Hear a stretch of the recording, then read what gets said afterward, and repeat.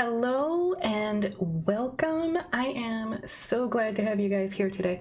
In just a couple minutes, we'll be doing an interview with Sable Aradia, and I can't wait. I've been waiting for her book to come out for since I heard about it.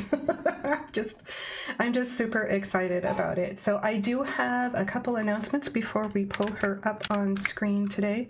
We will be having music by Adrian von Ziegler today, who has been kind enough to allow Twitch streamers to use his music. So before I forget, I'll turn that on. And I'm going to turn down the sound for me just a wee bit so I can think and chat. There we go. And let's see, what else do we have for announcements? Again, we do have Miss Sable Aradia coming on in just a couple minutes.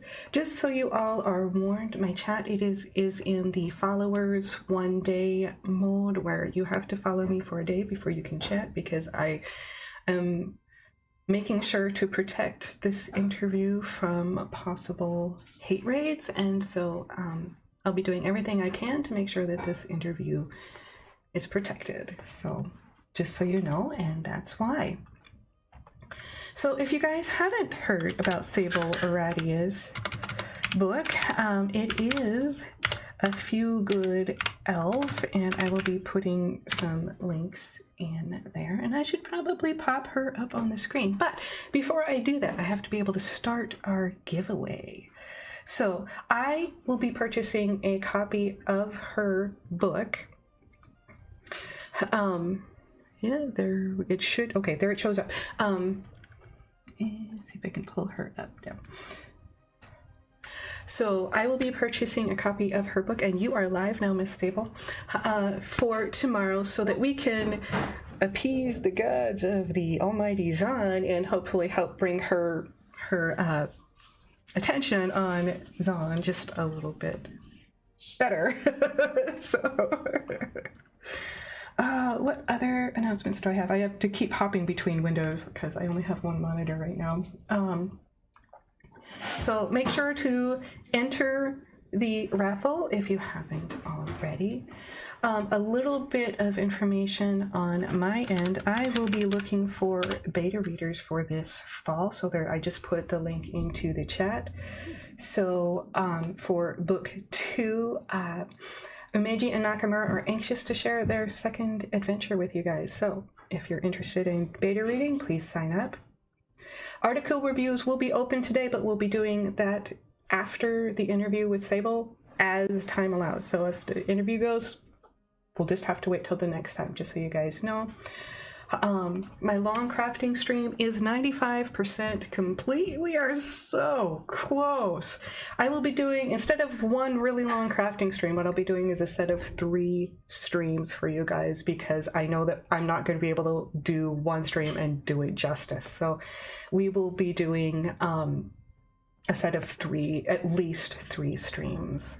So the first one will be a coloring stream, and I've already had art donated by Moonflower and my daughter, who is Eyes of Sleeping Hollow.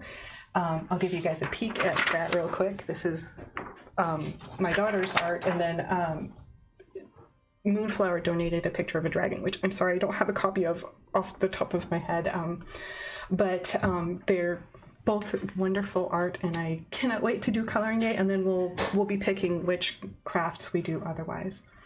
One last announcement before we get into the interview today is I'll be launching a series of author tools over on my Ko-Fi store and setting up memberships to be able to access those. And if we get to write today, you guys will get a peek at the first of those. So that is what I have. So welcome, Sable. Thank you so much for being here today. I am so excited for your book tomorrow.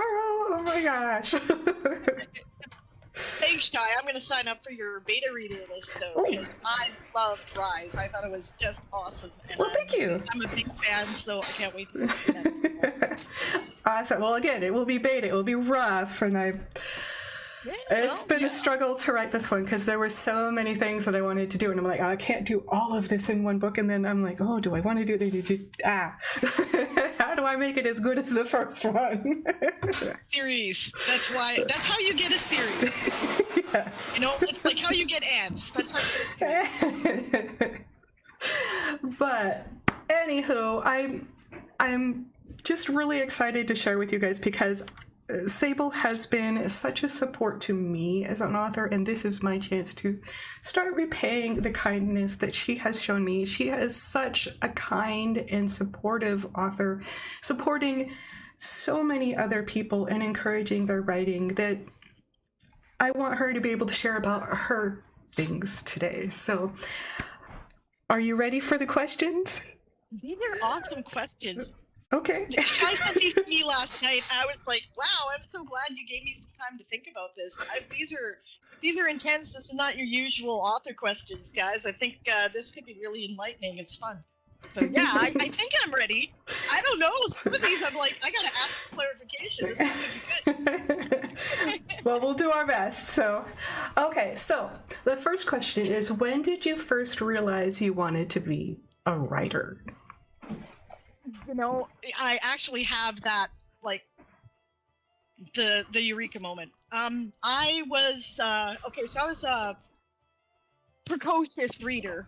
I was well ahead of the curve, right? By the time I got to grade 1, the grade 1 books were, you know, so my librarian at the school that I was at let me start reading in the intermediate grade stuff instead of the primary grade stuff, because it just was, you know, it was hopeless for me. It was so beneath it, right? Just I thank my mom for that. But anyway, so and then I got an adult card at the library. My mother signed for it, right, when I was about 10, right? And the reason Cool. why is because she saw me reading The Dead Zone by Stephen King. Oh, right? wow. This is going to be, okay, this sounds like a Shaggy Dog story, but it's fun. And we got 3 hours, so I figure I might as well tell you, right? Yeah, please. So yeah, I was reading her book. She took it away from me. She's like, this is not appropriate for a child of your age, right? And she, you know, and I didn't find it. But then she had this box of books where she put the books that she was going to take back to the bookstore for exchange, right? And I found it again, so I started reading it again. And she said, if I take this away from you again, because she caught me, of course, because, you know, kids are never subtle. They think they are, right? You know, she says, if I take this away from you again, you're just going to start reading it again, aren't you? And I said, yes, because they taught me it's better if I'm honest, right? And she said, you do realize it's just a story, right? And I'm like, well, of course. You know? So then she took me down that week to the public library, got me an adult reading club, right? Awesome. And said, yeah, she can take out whatever she wants. So I started taking out all the Stephen King books. I was like, this is a good book. I'm going to read more of this. So I was systematically going through the paperbacks, right? And there was this one called Dance Macabre. And those of you who have read it know this is not actually a novel, right? This is his dissertation on horror and science fiction and writing it, right? And I, you know, a lot of the ideas that eventually were in On Writing were kind of initially introduced in Dance Macabre. And I read it and I went, yeah, right? Because I recognized myself, right? He was talking about how writers would write in crayon on the wall in a nuthatch. You know, they would write with their blood in a cell, you know, because they're that driven. And I'd been writing stories, right? So I was 10 years old when that happened. And I went, yeah, that's what I want to do. Very cool. Yeah. Very cool. And just a correction, my stream is 2 hours today, not 3, just so you know. It used to be 3. I switched it up for my sanity. So that makes perfect sense. But okay, well, that is just an awesome story, and it's very, very interesting. So thank you for sharing. The next question is, how long does it take you to write a book? I'm a slow writer, right? Let's see. NaNoWriMo is the limit of my ability, right? When I bust myself and do nothing but write for a month, I can do about 60,000 words, right? And that's about, like, normally I just make it, right? I don't normally write that much in the course of like, everyday stuff. I probably do about half that.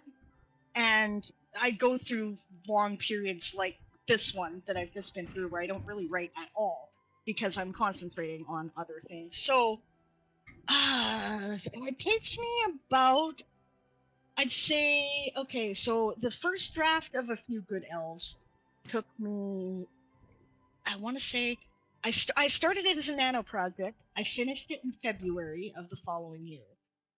And then, of course, massive edits have been going on for years. So if you're counting the edits, it can take up to 2 to 5 years for me to finish a book, right? If you're counting drafts, a few months at least, for sure. Mm-hmm. I'd say a good 6 months to a year. Okay. Yeah. And there's been a lot going on too, so just so It's much true, going on yes. for you. So Yeah, book release in a very chaotic period of my life. Oh yes, and having done a big writers' conference before that, and just all sorts of things. So yes. Well, life will go on, and usually at the most inconvenient moment. Oh yeah. Been there. So when you're actively writing, what is your work schedule like? Okay, yeah. So I'm a late riser. I usually get up sometime around 9 a.m. my time, right? I'm usually sitting down and writing by about 9:30, 10, and I do that until about, I want to say, usually close to noon, 11:30, right? Because that's when my stream times tend to be, and then when I'm not streaming that day, that's of course when the errands of the day have to get done. I don't get back to it until at least 5 or 6 o'clock, and then and then that depends on if, because sometimes there's other things to do, right? But yeah, in a working day, 9:30 to 11:30, and then I'll start again as soon as I can in the evening, so 6 to 8, and go until midnight-ish. Okay. Is when I like to go to bed. Sometimes this is 2, sometimes this is 4. Wow. Yeah. Because, But you put me, we're, it shows up when it wants to, and, I can't make it stay. But you put a high priority on your writing during those times, is what I'm seeing. So that's really, really cool.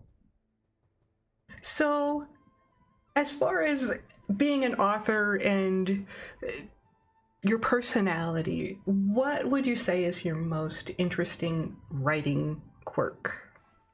That's one of those good questions that I still haven't come up with a good answer for. I don't know what people find interesting, right? I don't know. Probably the things that tend to annoy the people that I love around me are probably the things that are most interesting, I guess. Oh, hey, actually, I do. I have one. Okay. I write in the tub. That's fun. I write in the bathtub. I'm not the first author to do this. I forget who was. It was another famous author did this. I want to say Hemingway, but I could be wrong. I tend to blame him for all the weird writing stuff. But so I have some health issues, and I'm often required to take a long bath in the day to relieve them. It's like a couple of hours. This is a waste of time, in my opinion. I can be doing better things with this. So my husband has a bath board because he's disabled, for those who don't know me, right? And he uses it to get in and out of the tub. I put the bath board up on like a table, and I take my most beat up laptop, and I put it on the table, and I write. That's what I do. Good for you. That's the writing. That is fun.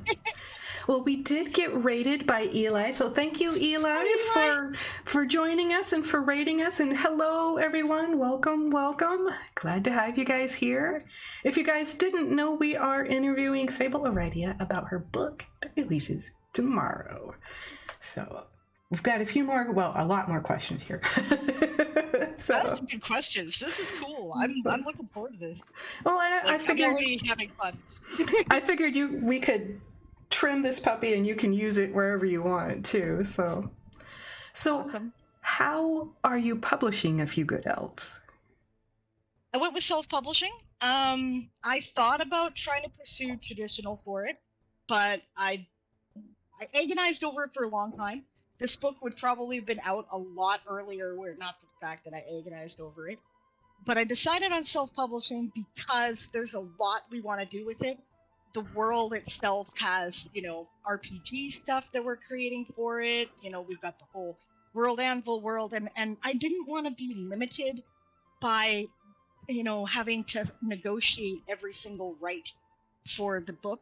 I have been traditionally published, and I didn't want to have to argue over the video rights and stuff. So Yeah. I thought, screw it, we're just going to do it ourselves. So it's going to be available on Amazon first, and then print versions and wide distribution should be available in a couple of weeks. So you should be able to find it at any of your favorite online retailers, and you can probably it should be you can go into Barnes and Noble or Chapters or Angus and Robertson and order a copy. I'm not well known enough that you'll probably find it on the shelf, but you can order it there. Someday though, someday. So Yeah, someday. It's yet. See, not famous enough yet. Yes. We did have a question from the audience. James Woodride asks, what was your inspiration, or how did you start the book? Okay, that's two different questions, but I'll answer them both because they do kind of go together. All right. Honestly, this started as fan fiction, and I'm not apologizing for that. There's a universe. I love fan fiction. There's a universe in the second edition Dungeons and Dragons, which is called Spelljammer, which is kind of the basic idea of where my universe came from. It's magic flying ships in space, right? And I had a character that I started playing, and it was interesting because the character started as an NPC, and then I'm like, I want to play this character. Give this character to me, right? But he had such an interesting backstory. I was like, oh, you know what? This is a good story. I gotta write this. So so that's where the idea came from, and then the universe changed over time, and I made a conscious decision to make it its own thing. So it changed drastically when that happened, but the basic story, that's where it came from. How did I start the book? I decided I was going to do National Novel Writing Month. And the reason why I decided I was going to do it was because I had decided finally, like most writers, I kind of lost my way for a while. I was so busy with life and trying to put food on the table that, I wasn't really concentrating on writing. But I was like, no, I want to write. So I started, I think, let's see. Yes. Has it been since then? I don't remember the first year I did Nano, but it's 2021. So no, yeah. Okay. My husband, Aaron, was in a major car accident, and he was in the hospital for 8 months. This happened while we were both at work, right? I was a taxi dispatcher and he was a taxi driver, and that's when the accident happened, right? And I left everything, and I went down to Vancouver, where he was in the hospital, to be with him because he was in the ICU there. And I never went back to my job, right? Because I hated it. I hated my job, and I decided that life was too short to not pursue the things that I wanted to do. So I started taking writing seriously. I decided I was going to do NaNoWriMo because then I would actually maybe finish something. Up until then, I had not. And I did it. I did Nano my first year with this book. Right? So, sorry for the long answers, but... Oh, no. They're thorough and they're interesting, so thank you for sharing. We did have another question in the chat from Daz the Cat. Daz asks, how did you know where to end the book? I didn't. That's why it's a series. This is how you get series. Yeah, it's a very long story. It's a bit like Lord of the Rings in that I don't think the story entirely tells itself in the first book. it's complete. It's a complete arc, but it's like, act one, right? And so I've ended the book in a couple of different places as I've done my edits, but it was one of the people, a friend of mine, Brent Harris, right, who's another author. He writes historical or alternate history fiction. It's amazing. But I asked him to, kind of go over it, and he, he said, I think you should end it here rather than here, right? Because it actually contained what is now part 1 and 2 of book 2 initially. But he said that's when I think the story ends, and I said, yeah, okay, I see your point. So I got somebody else to give me their opinion. It can really help to have more eyes on your book. It really, really can. So. Yeah, they breed. Oh, wow. We were just continually getting questions here. Daz said, I know, that's why I asked, which part is good for a break until the next book? LOL. So. Yeah. Was that meant to be an additional question there, Daz? Were you kind of asking for what I think other writers might use when to end their story? Yes, more refining. Mm-hmm. Oh, okay. Yeah. It's about emotional beats, I think. Right. Where I ended this book is kind of where and Brent was right. Now that he was, when you get more objective people on it, it's part of the reason why you do alpha readers and beta readers, right? Is that they can tell you things that you're too close to your story to see. And he said, this is, once he had said, this is where you should end it, I thought about it and I'm like, yeah, okay, I see. There's a shape of stories. Kurt Vonnegut, look that up if you're interested. It's some great work about, the different ways in which stories kind of rise and fall and whatnot. And most stories kind of do this. They go up, things are the status quo. All of a sudden things are wonderful. Everything goes to hell. And then we settle on a new status quo, right? It's kind of where we're here that the book ends, right? And that's usually a good thing. There are other stories too. Kafka and the Twilight Zone, their stories look like this. Everything starts out fine, and it all goes to hell, right? So, but when you've completed one of these shapes of stories, that's usually the place to end the story. I took notes on that because I've been debating on the ending of my own book. So thank you. That's great. Definitely watch this video. It's excellent. Yeah. Okay, we have another question from Barbarossa Sparklebeard. Once A Few Good Elves series is done, what is the plan for the world? Would you be willing to share some ideas? The world of the Toy Soldier Saga. Oh, well, okay. I don't know if you've heard about this yet, Sai, but you'd be quite welcome if you want to come and play. A bunch of us had the idea of, wouldn't it be fun to write fan fiction in each other's world? So we are getting together for a project in which we're doing that. I don't really know how it's going to work yet. Natalia Books is kind of spearheading the website and organization portion of it. I have said that I'll put together and publish an anthology if we can, get our species coagulated sufficiently. And, there's a sign-up sheet. So, yeah, I'm going to be doing that, right? There's the game that we do. There is a role-playing game that we stream live on Sundays, 6 p.m. Pacific, where we do, like, on my Twitch channel, right? And that's where we do, it's like a prequel to the novels. It's sort of about their parents and his parents and friends, right? My protagonist's parents and friends and the people who eventually become the influential adults in his life, right? And they're, much younger, and it's the first interstellar war, right? So there's going to be RPG material that comes out of that. That's Aaron's thing. My husband, he's working on that. and he works at his own pace. He's one of those guys that has to do it when he's inspired to do it. So I have no release date for that. It'll sometime, right? Sometime that will start to be out, and we're gonna start with the Pathfinder first edition system. We're gonna do some stuff for second edition, and probably the modern DD edition, right?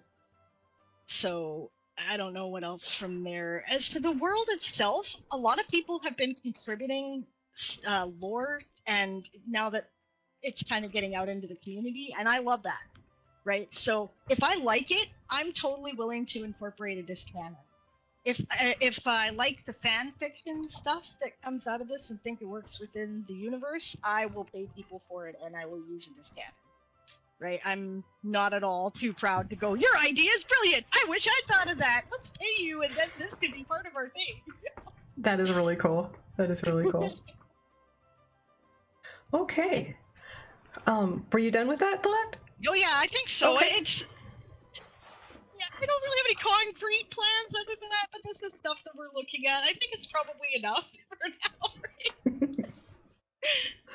Okay, just a reminder to all of you, we are giving away a Kindle copy of A Few Good Elves, which releases tomorrow. So if you haven't entered, hit !raffle to be able to get in on the raffle, which we will draw at the end of the stream today. So, next question then.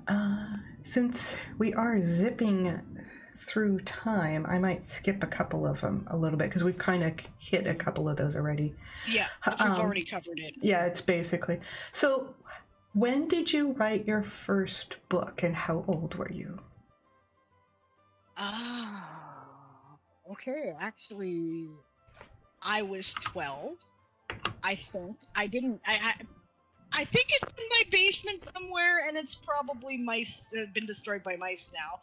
But I wrote what is effectively a novelette, or a novella, right? It wasn't full novel, and it was sort of loosely based on. See, I've always done kind of fanfic stuff, right? This was a combination of Escape to Witch Mountain, that Starman series, if you guys ever saw that back in the 80s, 90s, or whatever, right? I kind of mingled together elements of that with some other books that I'd read, and I wrote about these kids who were part space alien, and so science fiction right from the go, you know. And yeah, I actually finished that one. So, yeah, 12. Very cool. It's awesome that you've been writing that long. That's just really, really cool. Well, I can't say that. That's not. I like I said, I lost my way, right, for a while. I went through a major depression when I was about 16, and it took me a long time. I was an adult by the time I got back into writing from there, and I became very distracted with, I had a stepson that I had to, take care of, and he was very ADHD and an only child for until I moved in with my friend Rowan and her boys. So there was no writing because I was working or I was looking after him, and he required that kind of focus. So yeah, but those were worthy endeavors too. So. They totally were. No regrets. He's an awesome kid. He was worth it. Cool. We had a couple comments in here in the chat. They're just really fun. Dazzler Cat said, "Dating us again, Sable." So, yep. Definitely dating quite a few years ago. So I knew some of those names in the TV show. That's great. Yeah. Eli said, "Sable had a much better attention span than I did when I was 12." Yeah, I think I wrote stories, but not anything like a novel at 12. So that's just pretty wild. I think it was ADD hyperfocus. Well, there's a benefit I there. had no friends, so I was that nerdy kid that everybody used to beat up. Oh. Right? So it's not like I had a social life. And I didn't do sports because I sucked at them. The only thing I did was music and writing. So I had time. Well, music is definitely worthy. I'm sorry that you felt you didn't have friends, but you definitely have friends now. So it's do, wonderful. and I feel really supported. You're amazing, Shy. The community is amazing. I really do feel like I have lots of friends. It's awesome. So. Well, you've been an incredible inspiration to me. So thank you. So. Okay, before we get all teary-eyed, let's go on to the next question. What do you like to do when you're not writing? Hobbies. I play a lot of role-playing games and have since I could finally make someone play with me, which is when I insisted that my boyfriend take me to his D&D game when I was 17 or 18. Good for you.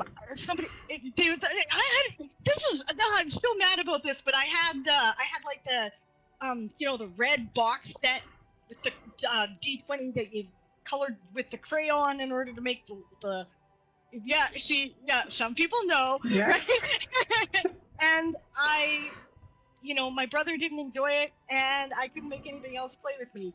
I found out like some of my local kids in my class were playing. I'm like, can I play with you? They're like, D&D is for boys. Gah. That's ridiculous. I will forever be full of rage about this. So yeah, I told my boyfriend he was not going gaming unless he took me with him. And yeah, the rest is history. Before COVID, I liked to do casual exercise. I have not done a lot of it, and it stinks, right? And it's the kind of thing where you go out hiking, right? I like to work out at the gym, right? I actually do enjoy that. I like yoga, right? And I've done none of this since COVID because it's so hard. I might start hiking again in the spring. I was going to do it in the summer, but we are in the Okanagan Valley, and I have asthma. And when the sky is full of nuclear winter, you don't go outside. You guys have had so many fires, so it's just been crazy. It was truly frightening this year. Yeah, we were on evacuation alert for a while. It was bad. The whole town, right? And towns that I know, right? Places like Monty Lake, which is like half an hour north of me, and the name is slipping out my head now. I'm so sorry, but an entire town, where I traveled to routinely because my mother-in-law used to live there. Gone, right? Just wow, burnt to the ground. That was the place that had the highest recorded temperature in Canadian history. Gone. She was not living there. She was already moved. I'm glad she moved. Wow. I mean, like, it's not far. It's like a 2.5 hour drive from here. It was. Yeah, I've never been so scared about fires in my life. It was horrible. Yeah. Okay, sorry about the sidetrack. No, I'm glad you're protected, though. I'm glad you're safe. So. Yeah. Thank you. Yeah. And I read a lot. Mostly science fiction and fantasy, murder mysteries and that kind of thing are kind of a guilty pleasure of mine. Thrillers, spy thrillers. You'll see elements of that in the series. Excellent. Yeah, and music. I do music. I go through periods where I have more interest in music than others. I have taken music very seriously in the past. I was a goth musician at one point and a folk musician at another point, and I recorded some stuff. You can still get it online, but a music career is... people are mean, and it's lonely. Right? And so I don't really want to make a career out of it anymore, but I still like doing it. So, yeah. I got to hear you play a couple of times and sing. It's just really, it's fun to listen to and to see authors showing off more than just their writing, to show a roundness of personality and interests. So it's really, it's fun. So. Oh. Yeah, I like multi-creatives. They're always interesting people, I think. I find that I like people who tend to do, all these different things that they want to try doing, for sure. Same. So, what does your family think of your writing? That's a complex question. Yes. Okay, so my father has always been amazingly supportive. Right from the beginning, he's like, "You're so smart, Diane. I wish I could do this. Here you go." Like, bragged to his friends at work, right? Whatever. Still does. Buys every book, right? Buys Oh, every that's book I awesome. produce. My mom was kind of weird about it at first. She was all like, well, it's good that you want to do this, but get a real job first, And it seemed, yeah, I know, right?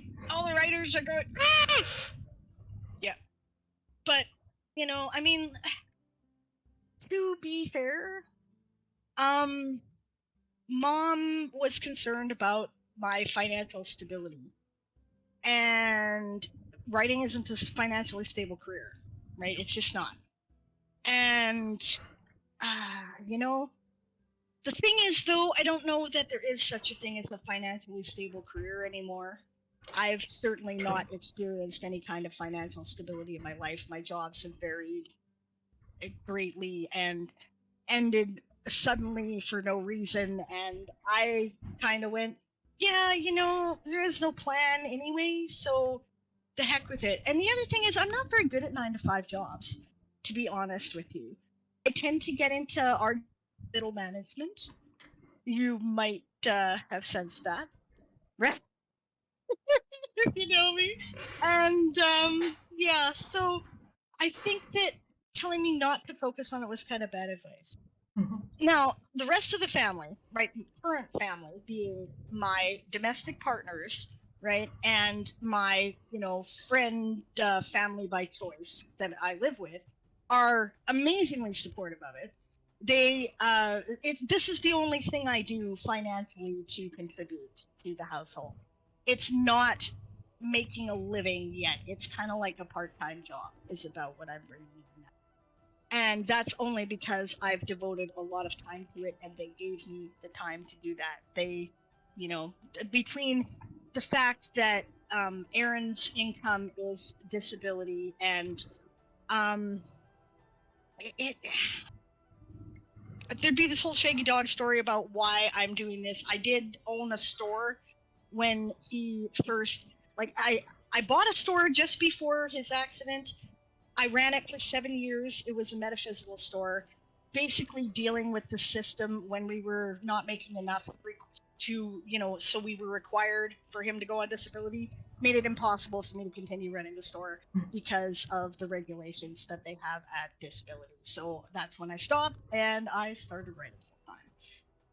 And yeah, it didn't make any money at all at first. It takes a while. It takes a while. Yeah.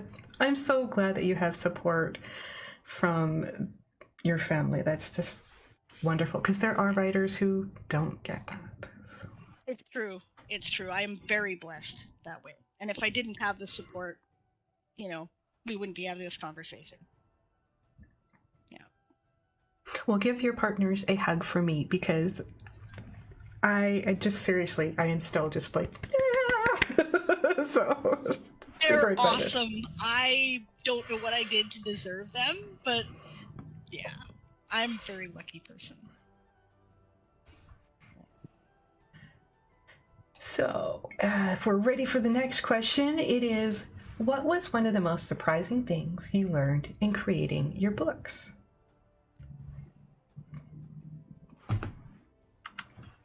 Yeah, that's a very good question. I don't know. Were you looking for anything in particular in this, or you just kind of what just kind of as you wrote it, what surprised you is more of what I'm looking for. Was there any, oh my gosh, just clicked together and I didn't intend it, or was it, this would really work, or I researched this and this is amazing, I have to put it in here. What just went to you? Okay, cool. Process-oriented questions. All right, fair enough. Okay. I found a lot of very interesting things in the research. For one thing, in good things, right? space is really neat. There is some weird shit going on there that borders on magic, right? It is incredible stuff. We don't understand it at all. And the more I find out about, deep astrophysics and quantum physics, which of course, understand this is a layman's understanding, right? I am not a scientist. But the more I go, oh my God, this is magic. That's what this is. This is actual magic. Stuff like I was thinking about, were my sailing ships, because I very much wanted sailing ships in space just for the cool factor, right? The rule of cool. And I'm like, well, how can I make this make sense in universe, right? It doesn't have to be scientific, but actually there's a lot of science that kind of supports stuff like that. Like, did you know there are gravitational currents that move like waves throughout the universe? I did not know that. I didn't either. That's cool. Okay, and so there's all kinds of work that people are doing on how to maybe this might be the secret to artificial gravity and faster than light travel, and people are looking into it. It's possible. It might be a thing, right? Very sad things that I found out in the course of my research is that genocide is distressingly common. Oh. Distressingly common. Like, everybody's like, oh, the Holocaust, nothing worse than that has ever happened. No, guys. No, that's just the most recent. It goes on every day. There's all kinds of places in the world it's going on right now. And the things that people do to commit genocide are fairly consistent. We're still reckoning with that here in Canada, right? Because of the residential school system, which, make no mistake, was a genocide. A residential school was a concentration camp, right? We just don't want to call it that because it's not polite or something, but let's, call it what it is. And, people are capable of delivering some incredible evil on each other. Okay, other good things, surprising things that I was writing. My protagonist fell in love with the wrong woman. That is hilarious. Yes, isn't that great? I had to rewrite half the damn book. And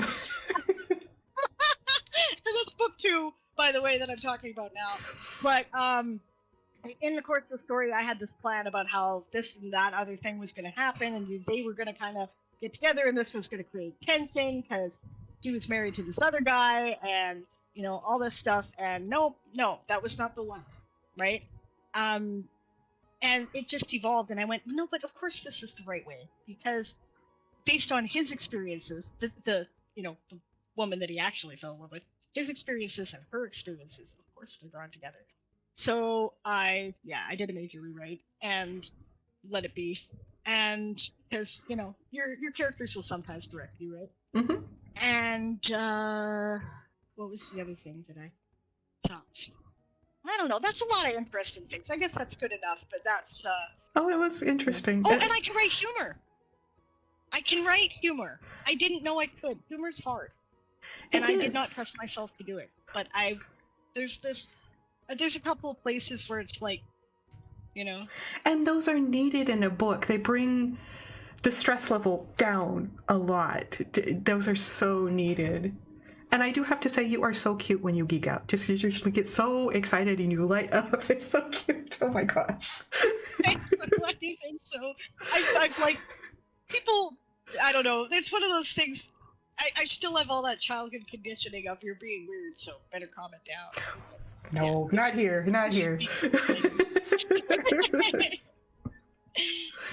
Oh, well, we did have another question in the chat. Another one from Daz is, when did you realize what it is that makes your muse tick so you can keep on writing?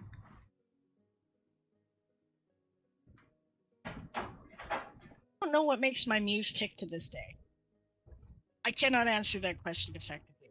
And people say, where do you get your ideas? I think I dream them because I don't know where they come from otherwise. And usually it's a combination of 3 or 4 different things that I've encountered will meld together in my head, and I'll say, what if? What does that? Other art, I guess, right? Other creative works. That's what does it, I guess. Reading what other people have written, or watching a movie that I really enjoy, or seeing art, like actual works of art, digital painting, whatever, sometimes will inspire. Or music. Music. I listen to a lot of music and come up with ideas for music. So yeah, I guess I do have an answer for that question. It was a hard one. Thanks, I was Tess. like, how would I answer it? So I'm glad I didn't have to. Okay. Well, back to my list here. How many books have you written, and which is your favorite?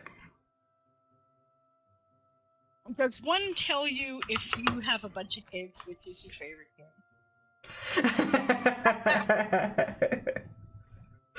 Okay, let's see. Honestly, though, I do like them all for different reasons.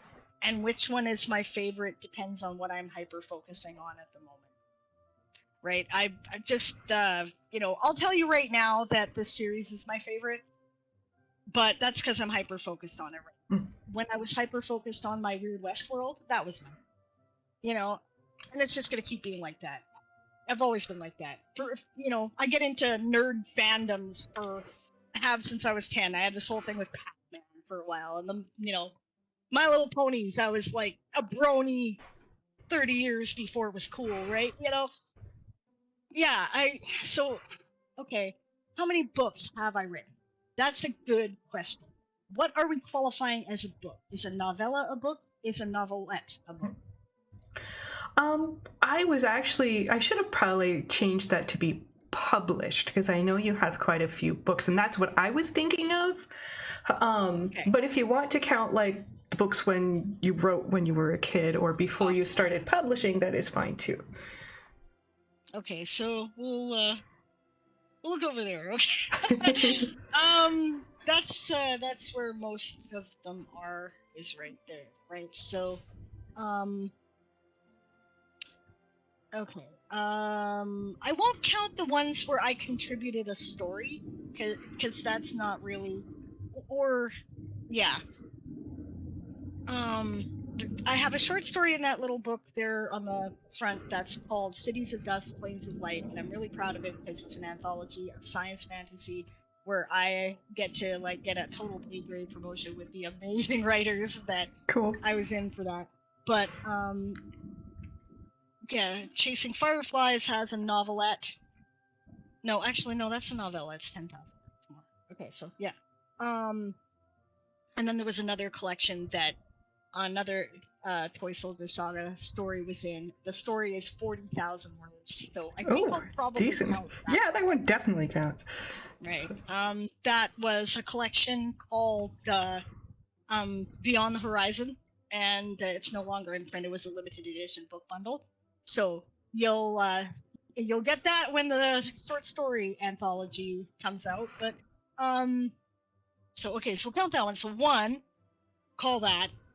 There's Once Upon a Time in the Weird West, which is a collection of the first 6 Weird West stories, which were published as separate installments on Kindle first.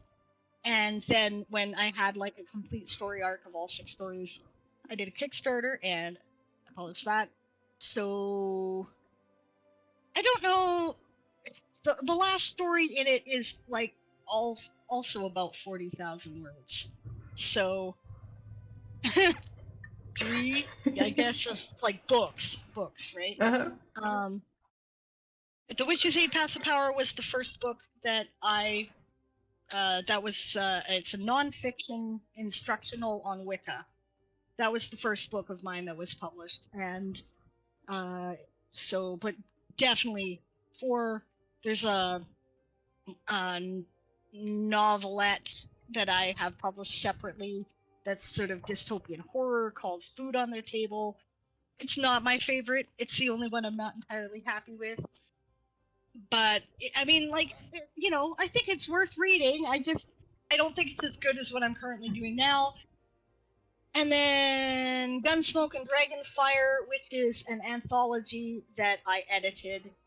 It was contributed to by a lot of other authors who submitted stuff, and the theme was Weird West, basically, right? But we've got some Western science fiction and a bunch of other stuff, so it's awesome. There's some really good writers in there, right? And Of course. and some of them I published before they were famous.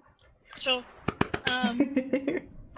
yeah, so 6, right? So this will be the 7th, like, book.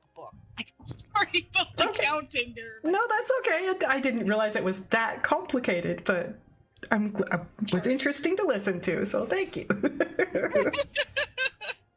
I hope I didn't bore everybody yet on that one. No. Okay, so do you have any suggestions to help others become better writers?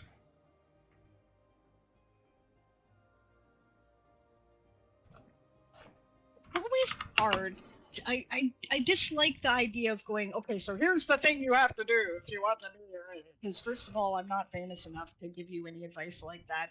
And secondly, what works for me doesn't work for everybody else, right? Everybody's process is different. Read, I guess, is the only thing I can say unilaterally. You learn how to write by reading what other people have written and saying to yourself, I like that.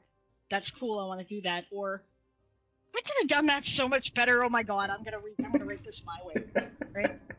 So write a couple of those. Yeah, every writer's been there. I know we have. You can pretend, but you didn't start writing because you thought everyone else had figured it out, right? Thank you, Daz. Hail, hydrate. Yep, definitely. I'll take a quick drink. And read about writing too, which is the other thing that's hard. There are ways that there are things you can do to make your writing more effective, right? And other people have studied them, and they are teaching you how to do that. So go learn what they have to teach you. It will save you time and trial and error. But ultimately, writing is an art. It's not a science. So you can't formulate a good book. You have to listen to what other people have said, absorb what you can, decide what's going to work for you, and then do it, and then know when to break the rules. Because sometimes they have to be broken too. But you have to know the rules to be able to break them. So yes. Effectively. Yes. So I'm definitely about educating oneself too and learning, because I think every author or every professional in any genre needs to learn continually. I mean, if a doctor stopped learning, I don't know if I trust them. And so my 2 cents. You really want someone with like 20 years ago medical knowledge to be treating you? Yeah. Oh my God. No, thank you.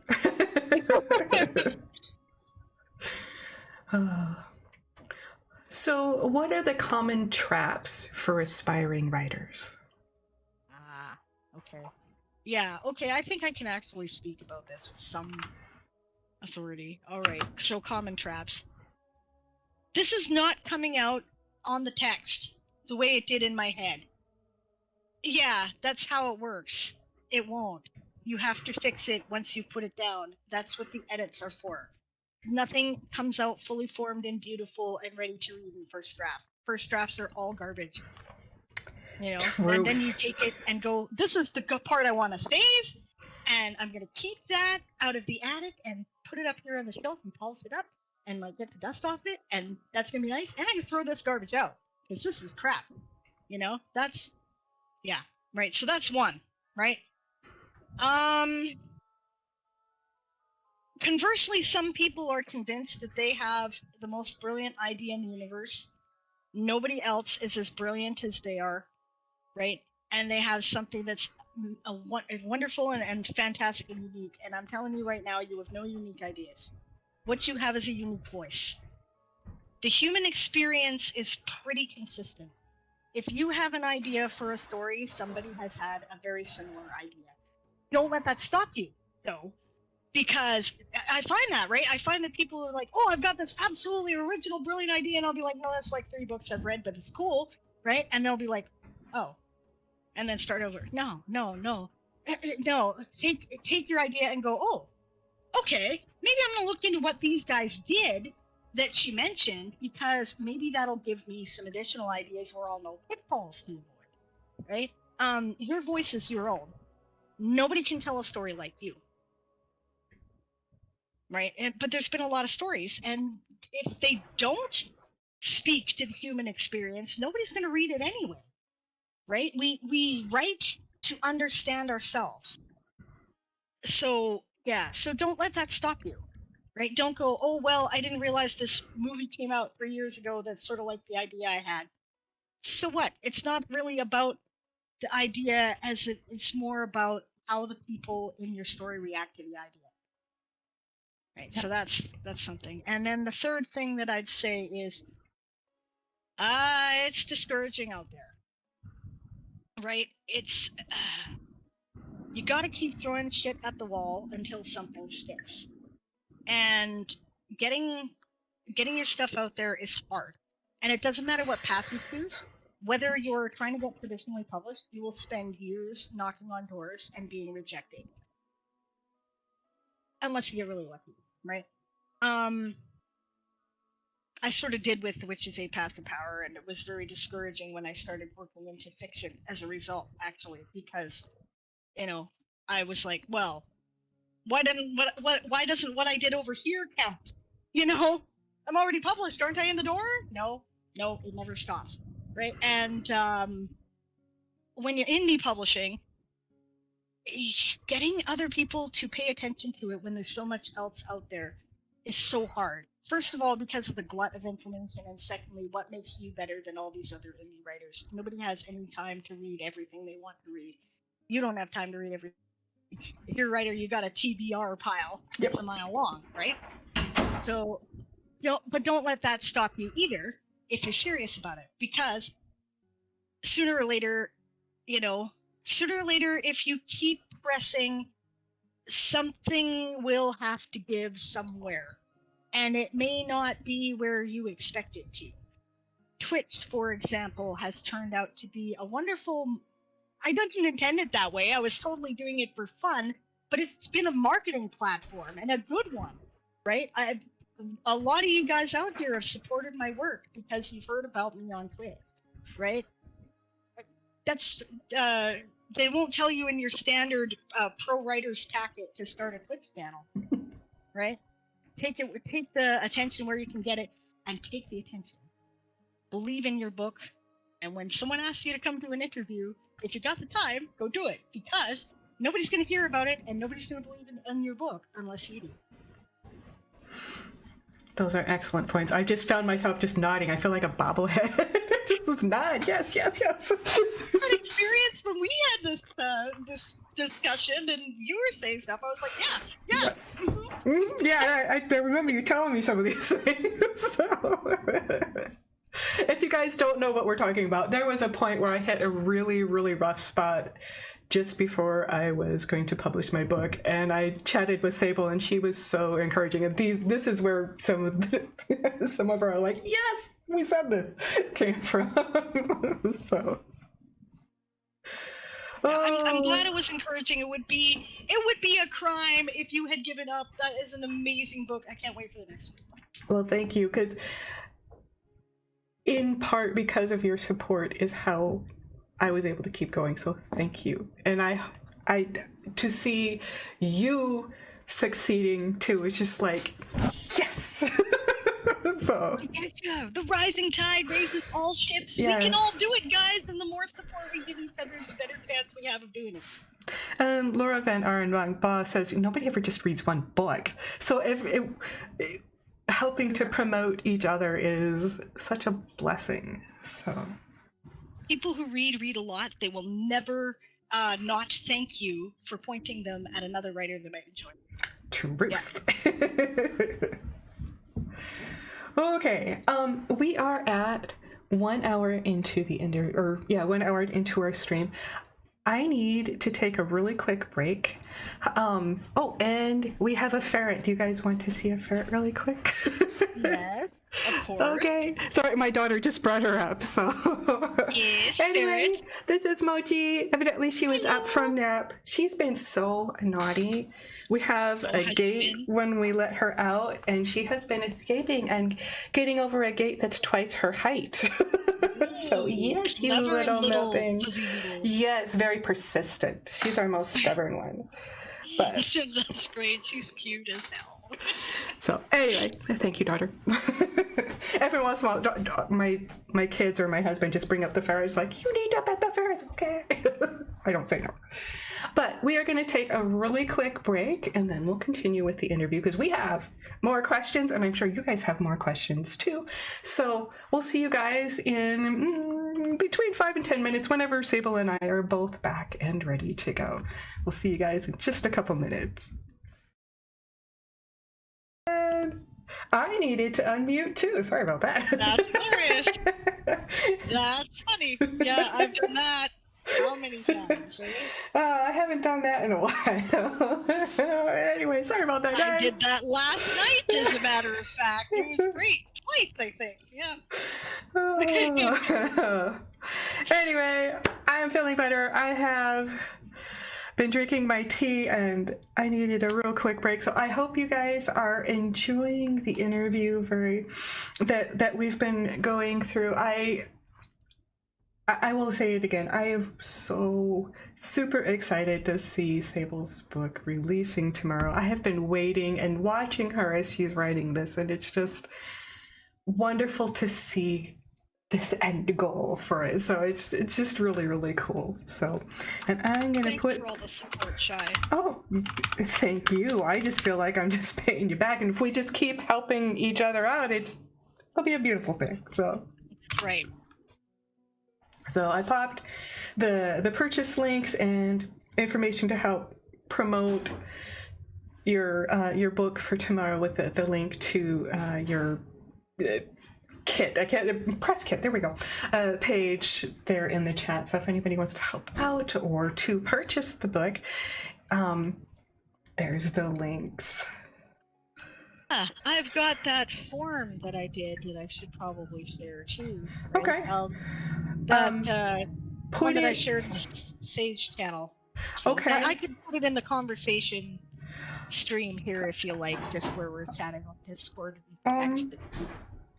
Okay, I'm just trying to think how I'll have to pop over to a screen with just me then, because otherwise it's going to show up on the window, and I don't want to cover your face with Discord. So yeah, that's totally fine. Yeah. Okay. So sorry about that. No, it's my fault. Go ahead and do that, and then we'll pop over to me, just my camera, and then we'll share that link. So now I'm trying to find where the hell I put. So I know it's in there. I responded to Laura. I was like, "That's a great idea." Yeah. And I saw that. It's a Google form basically saying, "Are you willing to share stuff about the book tomorrow? If you are, please sign up here."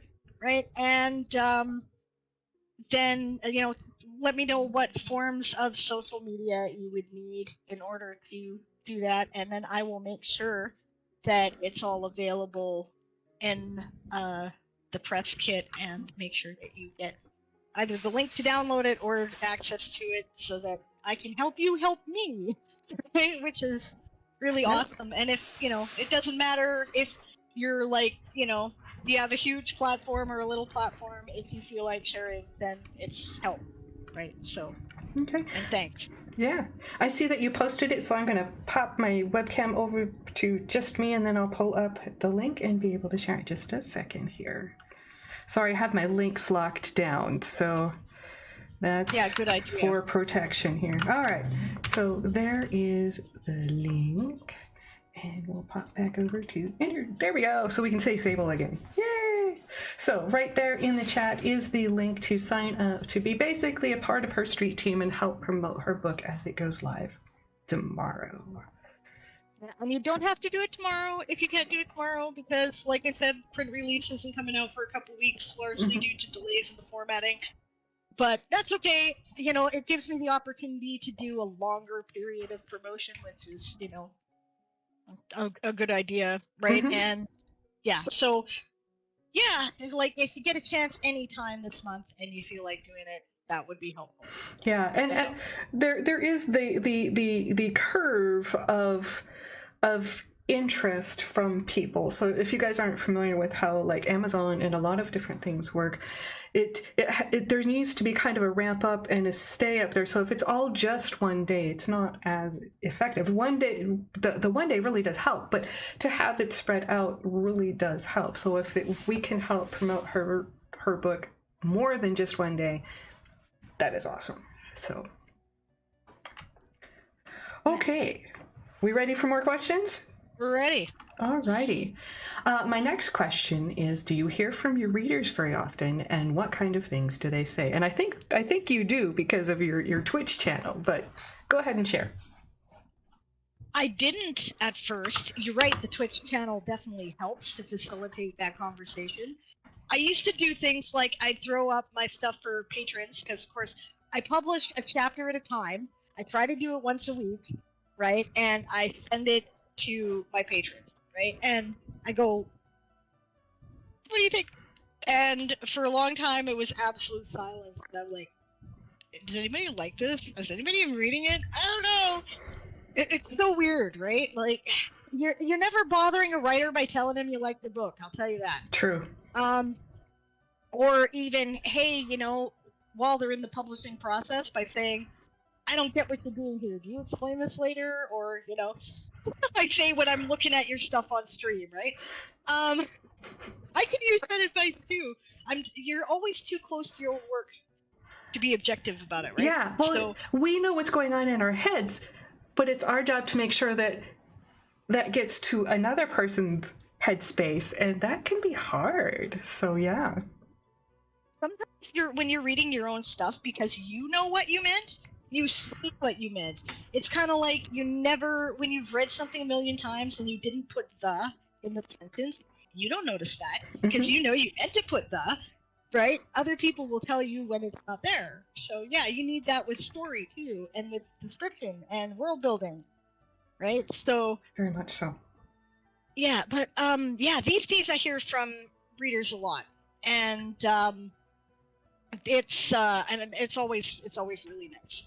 I always feel a little awkward because,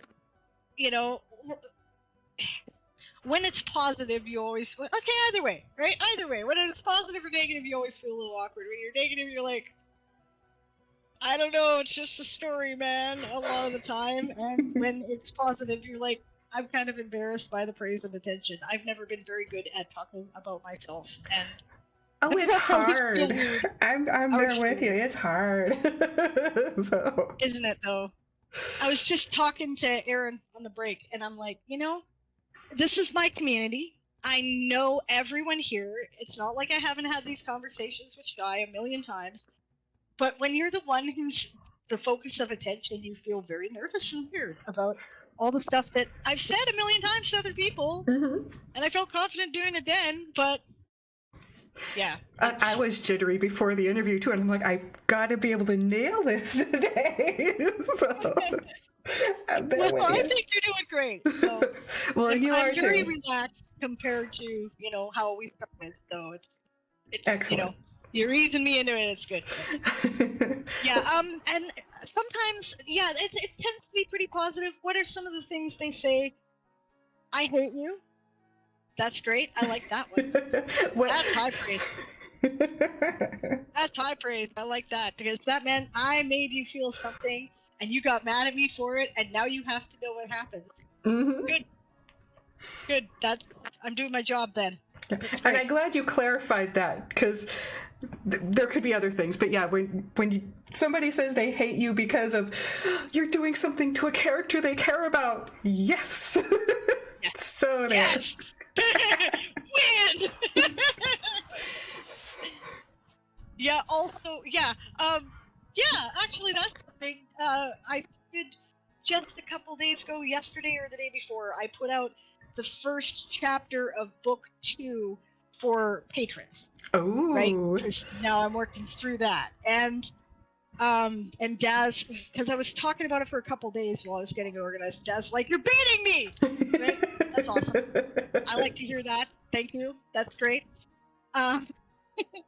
Occasionally, every now and then, I have gotten a couple of pieces of fan art or people telling me they want to do fan fiction. Oh, that is awesome. That's great. Yeah. I cannot tell you how wonderful. That's like getting that's like getting a nebula, right? That means that you have mattered enough to someone that they want to honor and contribute to what you're doing. There is no higher praise. Definitely. I love that. Definitely. Okay, so what is your writing kryptonite? Oh. Let's see. Anxiety. When I get really anxious about, other things going on, I can't concentrate. I'm absolutely hopeless. And you'd think that I've done a lot of training on focusing your mind on a particular task. I've done that as a writer. I have hyper focus powers because I have ADD, and I've also done it as a practicing witch. This is something that you do is you deliberately change your consciousness for particular effects. I wrote like one entire part of my 8-part witchcraft book was on doing that. You'd think I'd be pretty good at it. But there's a point where anxiety just kills it. I can't do anything, right? And so yeah. So this past couple of years have been hard because we're not acknowledging it, right? Because we're keeping a stiff upper lip and carrying on so that society can continue just as they did in any major war, right? That's been a good education for people in a war because, hey, we're having it. But there's this constant low level of anxiety that is affecting everything and everyone. It's part of what's driving politics right now. It's part of what's driving what's going on in social media. It's probably part of what's driving this hate rate bullshit on Twitter, right? Yeah. So we're already here, right? So my capacity for what I can take for anxiety is less than it has been in previous years. Yeah. Yeah. I think that's the way a lot of us are. And anxiety makes anything harder. So you being open about that is just helping other people know that it happens and it's normal. So yeah, everybody has days where they can't write. Yeah. Everybody has years where they can't write. It's okay, right? You'll get back to it. Mm-hmm. It'll still be there. So okay, so do you try to be more original or deliver to your readers what they want? I write a book for me. And if I like it, I hope other people will like it. I think because of the way in which my particular neurodiversity, whatever it may be, works, I really cannot care about something that I don't care about. I cannot make myself finish a book that bores me. I cannot watch the end of a movie that is making me fall asleep. I cannot write a book I don't want to write. So I'm not going to try. If I care enough about it to do all the work that requires finishing a novel, I wrote it for me.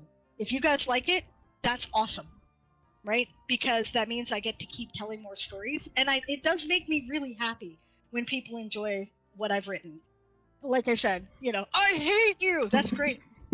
I'm so happy. But ultimately, I would write myself stories, right? So I don't write to market. I couldn't if I tried. Yeah. And it's definitely an important thing to be able to write what comes from here. So. Yeah, I agree. Yeah. So what do you think makes a good story? Oh, yeah, that's such a good question. I know that's code for it's a hard question to answer. Yes. Yeah, no, it's a hard question. I like it. It's good. Make me think. That's great. I think people get tired of the same old stuff, right? If you're not. Oh, yeah. I think these are better questions when I'm really having to work to come up with the answer. That's the stuff I want to watch if I'm watching it. Okay, what makes a good story? I don't think there's a good formula, right? There's nothing in particular. Oh, maybe except one thing. I want to see consequences, and what I mean by that is the character. Okay, a story. Somebody said, I don't remember who said it. Years ago, I heard this quote, so that's why I don't remember who said it. But it had a really profound effect on me, and a story is something happening to someone you care about, right? So ultimately, I don't care whether it's like, noir New York, or the middle of a desert, or an alien planet, or the far future, or another universe, or whatever. If I don't care about your character, I don't care about your story, right? Yeah. So I think that a character who is experiencing and growing, but with things that make you keep asking what happens next. I think those are the two things that make a good story. Give me questions. Give me, make me care about the character's fate, right? And then I will read anything you write about that character as long as you're writing about that character. I will read, 12-book series. I will read the short story if I care about the character. But that means that they have to be involved in their experiences and environment, right? If they don't change in some way, right? And it doesn't have to be a good change. It can be a bad change, right? But I think that's what makes a compelling story, right? Keep providing things that I have to know the answer to, or that I have to know what happens, and give me a character who not only reacts to it, but chooses to take their own actions, right? And goes, okay, you know what? I'm tired of this crap. I'm going to do X instead. Yeah, agency, right? And you can do this. You can do this with anything, right? I've been watching this ultimate review that somebody did of the Dune series recently on YouTube, and I haven't read Dune in years, but I'm thinking about it. It's an awesome novel, right? I've read up to the first 3 books, 3.5 books in the series, and this is a character who can see the future, and really intensely, like, he just knows. It's not like I have a crystal ball and I'm guessing at the images that I see. He's really got the ability to see the future, and he still has agency, right? And because he's choosing either to accept the fate that he sees or resist, right? Another good example of this, the Last Herald Mage Valdemar series, Mercedes Lang. One of my favorite characters. Vonyel knows that his fate is going to end badly. He's foreseen it. But what he does until he gets there, and how he chooses to deal with that fate, right? That's where the story is. That's what keeps me reading. Cool. We do have a real quick question from James. He says, was it Hello Future Me about the Dune review? No. It's this guy, Quinn's Ideas is what his channel is called, and he's taken each of the Dune books and broken it down in detail, right? And it's amazing because he's caught stuff that I haven't thought about in a long time, and I'm like, oh yeah, that's where I got that idea. There's a reason why Dune is being listed among one of my 100 influences, right, for the Toy Soldier Saga. It may not be obvious other than they're both space operas, but I see now where I got a lot of it because he's reminding me of the things about the book that, made the impression. Okay. Yeah. I was scrolling through chat and I found another question in here from Des. So how much has your RPG helped you in your story plotting as well as envisioning your characters?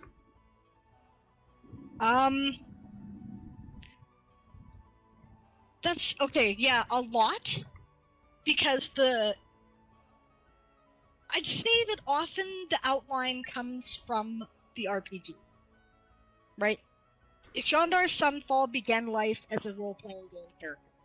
I played a lot of his story, so I kind of have an idea of where I'm going with where he ends up. It's not precise, though. I don't just sit down and write the adventure. Because first of all, there's way too much stuff going on in a role-playing game that has nothing to do with an individual story that you're trying to tell. And furthermore, remember that you're sharing the limelight with a lot of other protagonists when you're playing the character, right?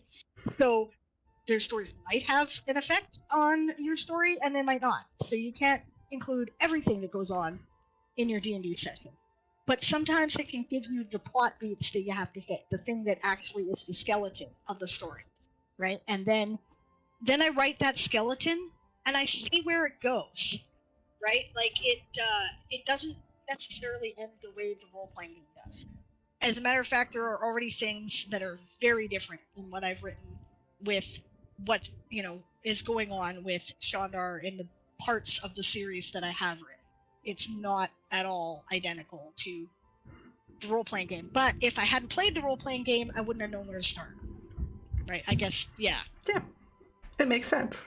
Hi, Hefe. Yeah, Good to see welcome, you. Raiders. Welcome. We are in the middle of an interview with Sable Aradia today as she is releasing her book, A Few Good Elves, tomorrow, and we are so excited. So we're going to continue our questions. If you guys have questions for her, feel free to use channel points to highlight your question so that I can see it and make sure that we can get it answered. We have about 25 more minutes of the interview left for an interview. So You were right. make sure to... Yes, I knew we had a lot of questions, and then everybody asking questions. It wasn't going to go quick. And you've had excellent answers, so... Okay, so the next question is, do you think somebody could be a writer if they don't feel emotions strongly? Yes. Yes, as a matter of fact, in some ways they're better at it. Right? And I loved this question. I can speak to that directly. Aaron is a diagnosed sociopath, psychopath, right? And one thing about that is that, many forms of autism look similar, other forms of neurodiversity look similar. You just don't feel emotions in quite the same way that other people do. As a result, you study them better, right? Because there is a certain social expectation that we have of the way people will act to function in a society. And people who are neurodiverse often have to work extra hard to get it right. So they concentrate on little details often that, you intuitively wouldn't really think about. And this can make for really compelling and interesting characters with depths of, plumbing the human psyche that you just can't get any other way. So yeah, absolutely. I don't let that stop you if you are neurodiverse, because there's some brilliant stuff comes out of that. We had another raid too by Natalia. Welcome, Natalia and Raiders. Awesome. Okay, the next question is, what other authors besides me are you friends with, and how do they help you become a better writer? Yeah, okay, so if you're a writer, hold on to your other writer friends. It's so helpful. Sorry, excuse me. Sorry, just a second. Allergens today, I think. Oh, I'm sorry. Okay, sorry about that. Okay, so I met a lot of friends these days through writing, right? People like Author Goddess, right? Sarah Berman is a good friend of mine. J.I. Rogers, I talk about her stuff. I've had her on my channel for an interview, but she's not directly involved in the Twitch community. She is an Ambolite, though, right? And this is her world right here, actually, which is sort of a cyberpunk dystopian space opera, which is really nice. And let's see. Oh, lots of other people. Eli, of course, Eli Quake, right? We've become quite good friends. Basic Dragon is, we've been doing this epic team up thing, right? Where we've all been working on Kickstarters. We're all at different stages, and we've been, talking about it and sharing each other's stuff, which is something that, there's the one thing to answer the other part of the question, right? What can writers? Oh yeah, Natalia, of course, right? Sorry, just a second. Yeah, I gotta get Natalia books, right? Daz is a writer, right? She's not published yet, but she will be, right? Looking forward to that too. So many people, and more all the time, because we're trying to, get everybody's words, everybody's stuff out there, right? So if I forget people, it's just that there's so many of you, right? And this doesn't mean I don't value your friendship equally and think it's as, wonderfully and important. And I'm gonna get off this. I'm gonna go, there's like 7 people I should have mentioned and I didn't. Right? But okay, so how do we help each other? What was the rest of the question? How we help each other become How do they writers? help you become a better writer? But it can be how we help each other too. Well, I think it is mutual, right? Everybody has a different approach to writing. We all have our own process. That's why it's hard. And so often other people have thought of things that you have not, right? And first of all, they'll read your stuff and they'll tell you where you suck, right? And they'll do that because they love you and they know about the craft of writing and they don't want you to expose your butt to the world, right? Because they love you. So that's helpful, right? Sometimes they'll do editing exchanges. This is something that Sarah and I have done. Sarah was the editor.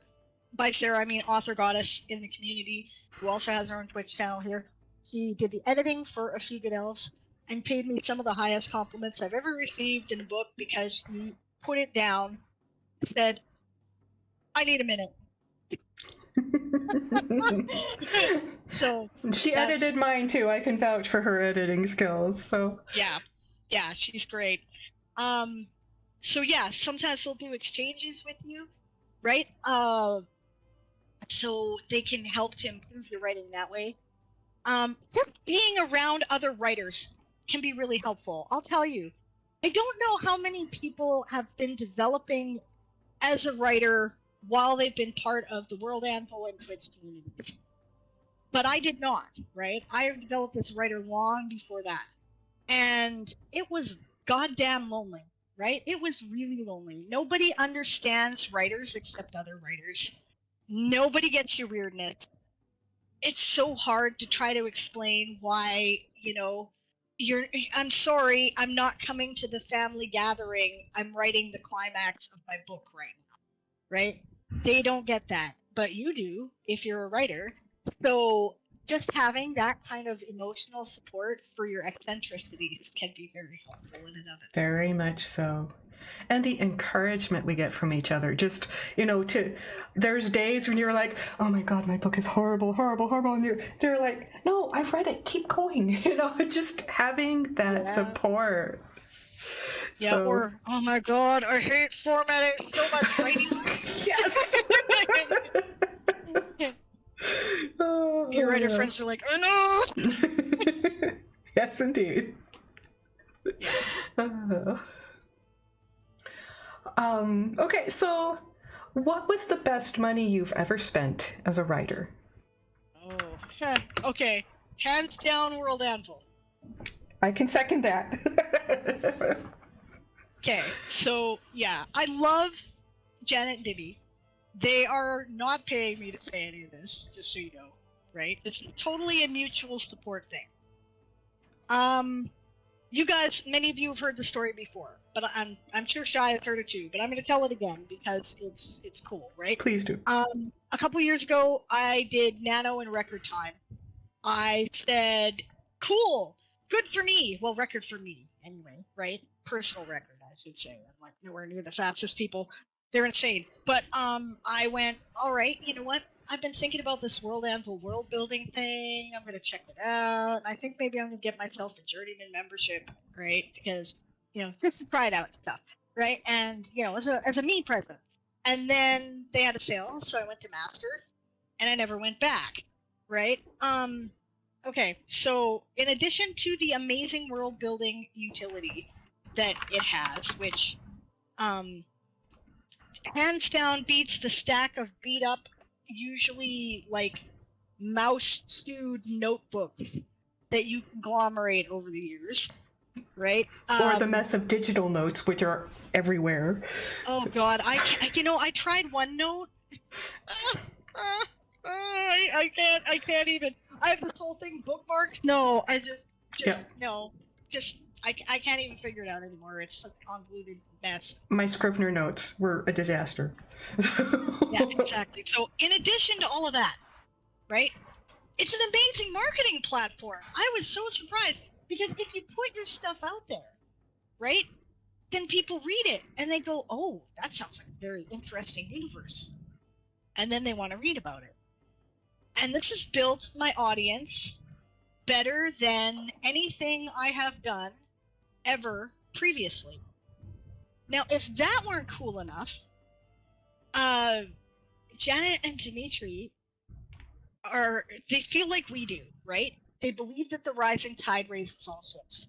They want to support you. They are happy to get the word out about what you, as an Anvilite, are doing. So they will promote you, right? You don't have to pay them for this. Yep. They want to do this, right? And that is so huge, especially in the indie writing community. Style will back me up on this. There is so much stuff out there where the whole point is to build indie writers for as much as you can get out of them to market their shit. Yep. Right? That's what the goal is. It's all about the money, right? It's like those trade shows. It's all about building the merchants, right? That's what it's about. And, you can't guarantee that you're going to get reliable and useful advertising about it. Yeah. I'm throwing a bunch of money at Amazon right now and it's doing nothing, right? Yeah. You never know. Letting by the way, if you want Dimmy and Janet to help you guys, you need to give them at least a month's notice and have a fairly detailed plan. Sable and I can help you with that if you guys need help with that to be able to help get the word out about it. They let me have a ridiculously long and detailed plan, and they're like, yeah, let's do it. I'm like, thank you. Yes, they've been right on it with me too. They've been great. So. Yeah, try help me work out my plan with them. Yeah, it was, and everything I've asked to do, they've done. Yeah. Right? Because No, go ahead. Sorry. Their word of mouth, because they are well known in the writing and the gaming industry, really is amazing. And both Sable and I are like walking advertisements for them. So. This is part of the rising tide raises all ships. They do so much to help us that we want to help them, right? Yeah, and okay, and then on top of that, they made the manuscripts software, right? After all of this, right? Then they made the manuscript software. Wow, right? This is the best writing software I know. It has all the benefits of Google Docs, Word, and Scrivener with none of the crap.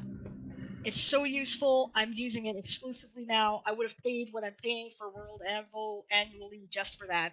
And I get all this other stuff too. That is the best money I've ever spent as a writer. I can't tell you how valuable it's been. And they're going to improve it, so. Yep. Well, that was our World Anvil advertisement for the day. Sorry, you asked the question. It's the honest answer. And I'm there with you. Preach it. No, it's, If you're a writer and you're not on World Anvil, why not? Yeah. Well, moving on then. What was an early experience where you learned that language had power? That's another one of those good questions. I don't know. I think I need a little bit more. What are you? What made you realize that your words could influence somebody else. Oh. That's my take on the question. Okay. Early experiences. Okay. I have 3. Okay. I remember when I was about 2 or 3, I had run out of books in the house. Because books for kids are expensive, guys. Kids' books are expensive when you're a mom, man. They're a dad or parent. It's expensive. This is why we have libraries. Yep. So I decided that I was going to make up my own stories.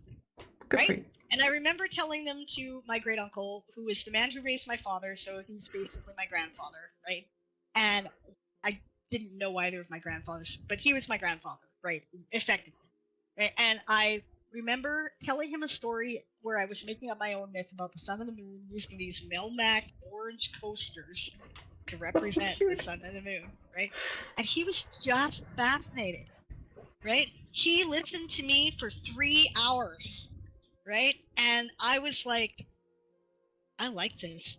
I like, because I get to make up my let's pretend, and I get to share it with someone else who's as interested in it as I am, right? And of course, part of that is, I'm his granddaughter, so, the sun rises and sets on me. But, wouldn't matter what I was doing. But, this is not what my brain thought, right? Then I got to grade 1. I did not like doing journaling. We had to do daily journaling. I hated it. Because if I've already done it, I don't want to write about it. So I started telling stories and poems instead. And at first they tried to discourage me. And then they read it and they went, for her age, she's really good at this. So then they started encouraging me. And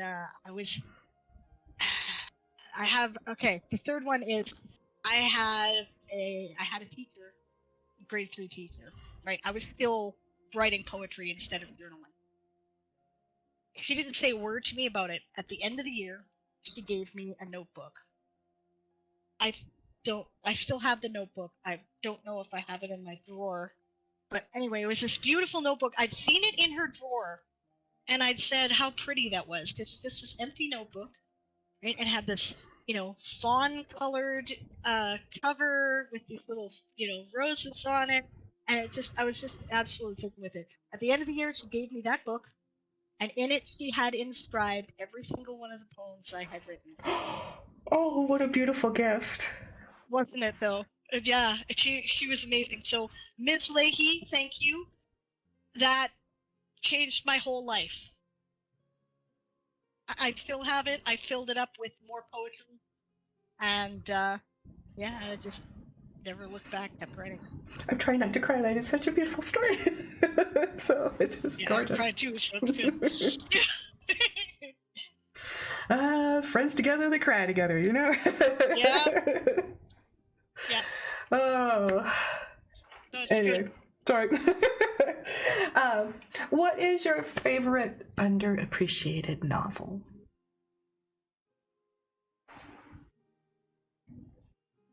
Okay. Or if you need to change what type of book it is, that's fine too. But the question says novel, so Unappreciated novel. Okay.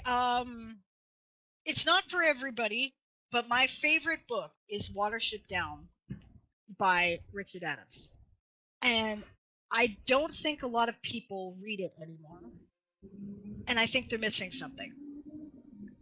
It tells you so much about how to tell a story, and I read it once every 10 years. I get something different out of it every time. I read it first when I was 10, and it was about a bunch of rabbits having a mystical adventure where, but then, like, with sacrifice and courage and other, other really inspiring things. When I was 20, it was about human relationships. When I was 30, it was about mythology, right? And how myth speaks to the human psyche. When I was 40, it was about why politics are the way they are and what drives broader global issues, right? So, yeah, really underappreciated because it's very, very deep. You have to read it more than once. Mm-hmm. For sheer fun, right?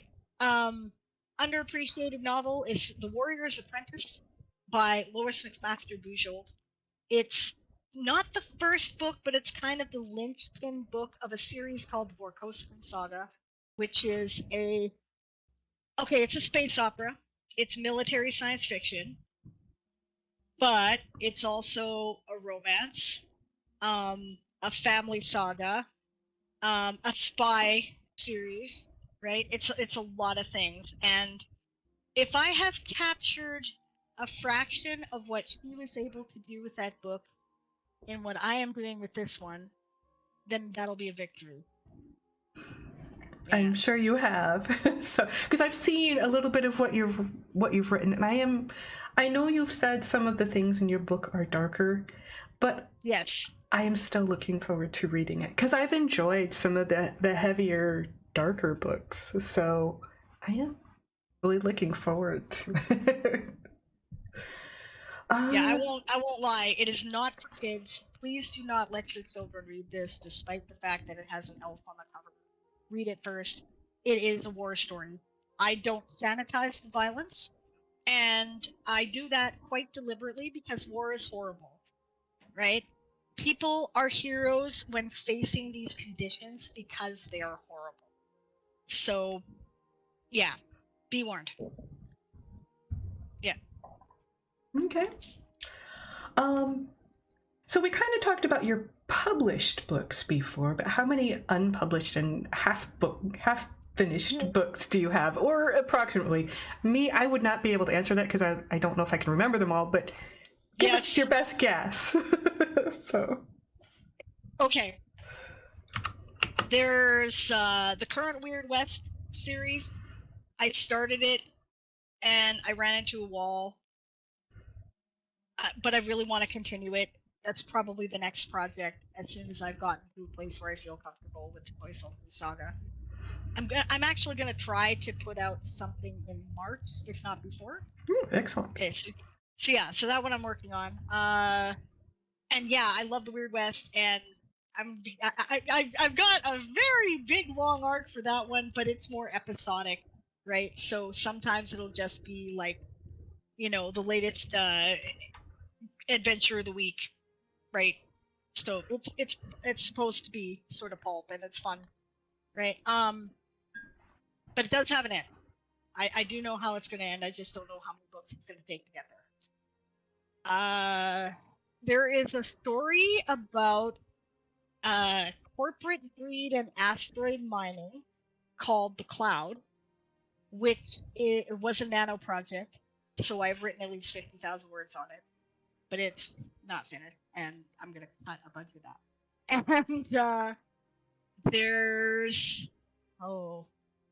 let's see here. I've got a whole bunch of short stories that I kind of started and haven't finished for 31 days, 31 stories, because this was a high anxiety and I got nothing done, basically. I kind of have some ideas.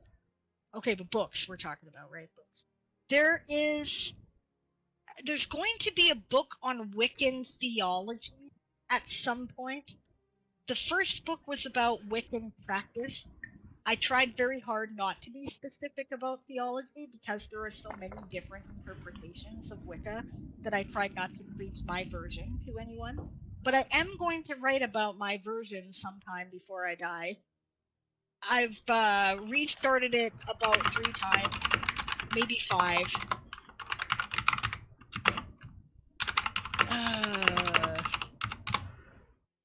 I'm going to write a series about.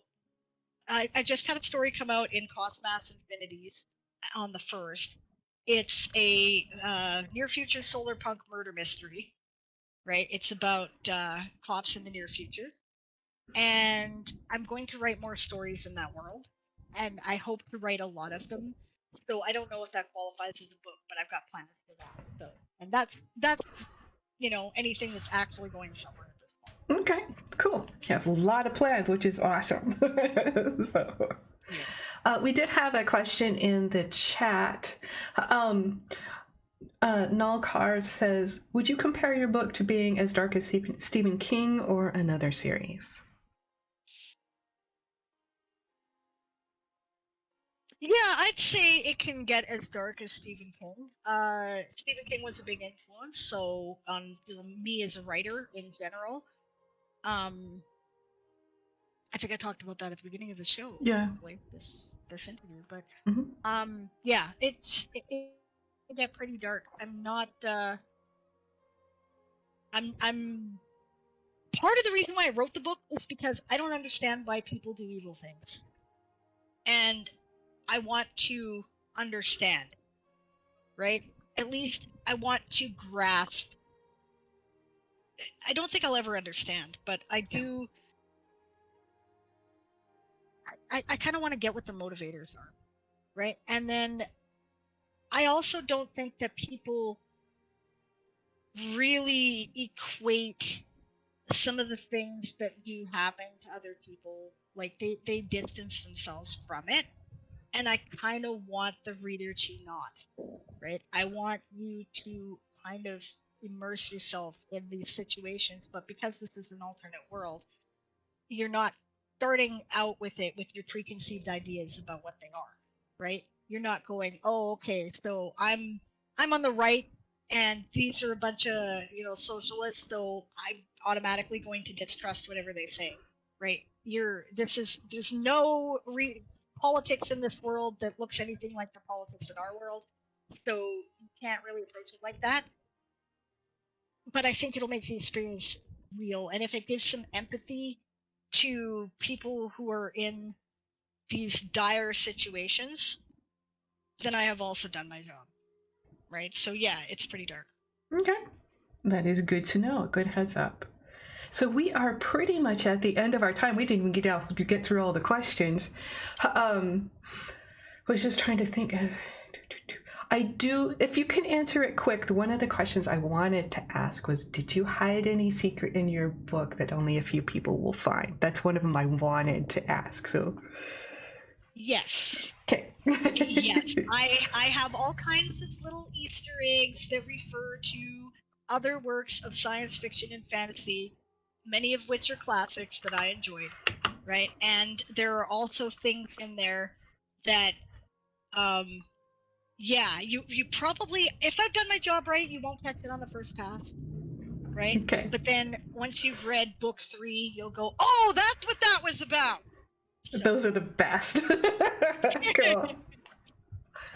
So, as we wrap things up, you guys, if you have not entered the raffle, please use !raffle to make sure that you get in on that, because I will be purchasing a book to help on Amazon, Kindle book, to help bring attention to Amazon and go, hey, this is worthy of promoting. So please make sure that you enter the raffle if you haven't already, because after I asked her about the launch party, we will be drawing for the raffle. So this is your heads up.